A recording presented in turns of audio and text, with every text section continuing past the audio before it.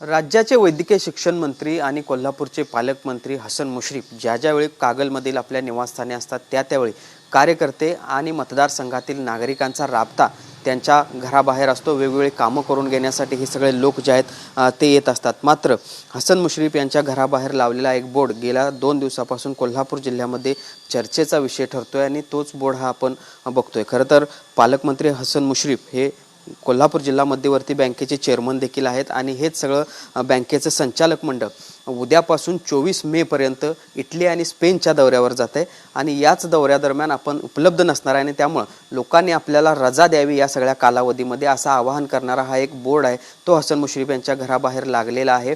आपण बघू शकतो 14 दिवसाची रजा या ठिकाणी हसन मुश्रीफ यांनी नागरिकांकडे मागितलेली होती। या सगळ्या काळामध्ये आपण बाहेर असणार आहोत, देशाच्या या ठिकाणी आपला फोन सुरू असणार आहे, मात्र स्वतः आपण उपलब्ध असू शकणार नाही याबद्दल देखील त्यांनी या बोर्डच्या माध्यमातून दिलगिरी व्यक्त केलेली आहे आणि आपली जी काही वैद्यकीय कामं असतील ती करण्यासाठी मात्र आपली सगळी यंत्रणा नेहमीप्रमाणे या ठिकाणी उपलब्ध असेल असा देखील उल्लेख या सगळ्या बोर्डवर करण्यात आलेला आहे।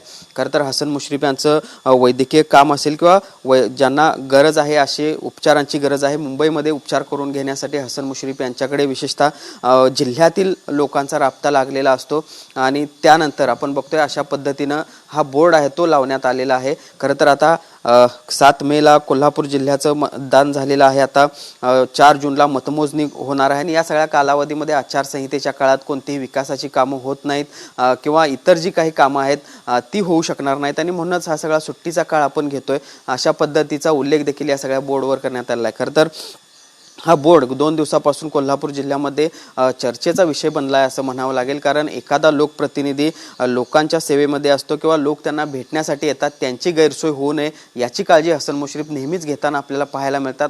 आता मात्र स्वतः त्यांना सुट्टीवर जाण्याची इच्छा आहे आणि सुट्टी घेण्यासाठी देखील नागरिकांकडेच त्यांनी रजा मिळावी अशा पद्धतीची विनंती केली आणि रजा मिळाल्यानंतर त्यांनी त्याबद्दल आभार मानणारा देखील फलक आपल्या घराबाहेर लावल्याचं पाहायला मिळतंय। Video journalist Sunil Katkar, Bhushan Patil, TV9 Marathi, Kolhapur.